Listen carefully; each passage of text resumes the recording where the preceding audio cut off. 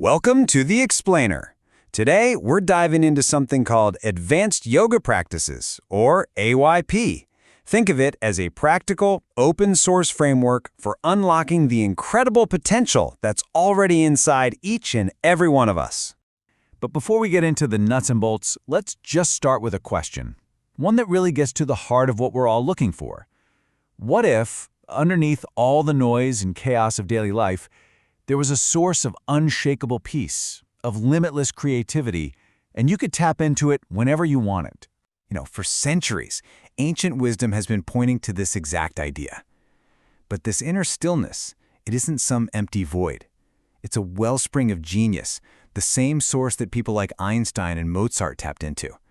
It's this state of profound rest and clarity that meditation allows us to systematically cultivate. Okay, so how do we actually get there? How do we find this profound inner state? Well, the AYP system gives us a really simple, direct method that works with the mind's natural ability to settle down. It's a practice called deep meditation. The practice itself is beautifully simple. You start with the mantra, I am, a universal affirmation of being. Now, the real magic here isn't about repeating the mantra perfectly. Nope, it's about what you do when your mind inevitably starts to wander. You don't fight the thoughts, you just notice. And with total ease, you gently come back to the mantra. This effortless return, just for 20 minutes, twice a day, is what lets the mind settle into its natural state of deep, deep rest. And this right here, this is such a crucial distinction. A lot of us think meditation is about forcefully emptying the mind, right? Which just creates more struggle and strain.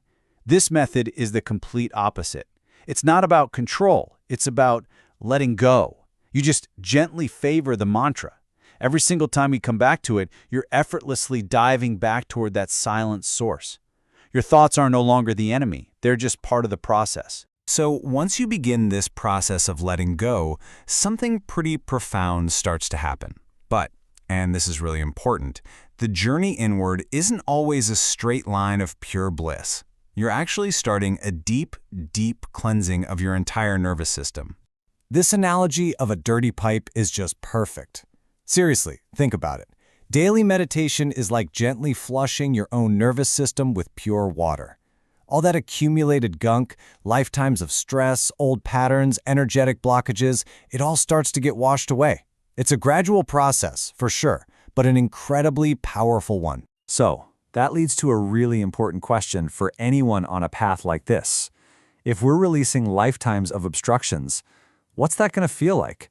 Is it always peaceful and serene? The reality is, you're probably going to experience a whole range of states. Oh yeah, there can be absolute wonder and awe and profound bliss. But there can also be restlessness, boredom, frustration, even anger coming up. And here's the key. These are not signs you're failing. It's the opposite. It's proof that the process is working, that deep-seated stuff is finally being released. The secret is to just keep practicing, no matter what comes up. Okay, so if we persist, if we move through all these cycles of purification, what are the rewards? What's the whole point of this inner journey? Well, it's about building a foundation that is absolutely unshakable. The path tends to unfold in these three beautiful overlapping stages. First, a deep inner silence starts to become a part of your daily life, creating this stable, peaceful foundation. Then, that silence comes alive. It's not just quiet anymore. It becomes this dynamic, ecstatic energy you can actually feel. And finally, the journey culminates in unity, where the very boundary between you and the world just dissolves, and you realize your own self is the essence of all life. You know that ancient analogy about building your house on a rock? It perfectly describes the main benefit here. The practice builds a foundation of inner silence, a rock of stability. So when the storms of life inevitably hit, and you know they will, stress, loss, crisis, you have this resilience that lets you face them without being completely swept away. And this resilience is incredibly practical. Here's a powerful real-world example. AZRP's founder describes facing a life-threatening cancer diagnosis. The experience was there, the illness, the treatments, but the suffering, that just wasn't. There was no fear, no regret, just a silent joy underneath it all.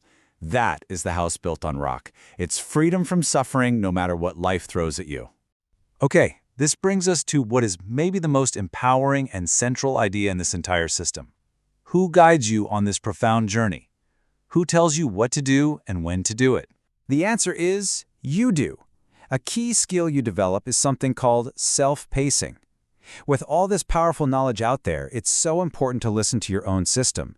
You learn to build up practices gradually, and you learn when to back off if you feel overloaded. You find your own unique rhythm, which makes sure the journey is both effective and, really importantly, safe. So you see, this path doesn't ask you to rely on some external authority or to blindly follow a dogma. The entire system is built on one single, powerful principle. The ultimate guide, the ultimate teacher, the ultimate authority on your own spiritual journey is your own inner self. These practices are simply tools to help you awaken that inner wisdom, to hear that voice more clearly, and to trust it as your own personal compass. So the journey begins, not with some guru, but with a simple choice to look within. The tools are all here. The path is wide open. A foundation of solid rock is just waiting to be built. The only real question left is, what will you choose to build on it?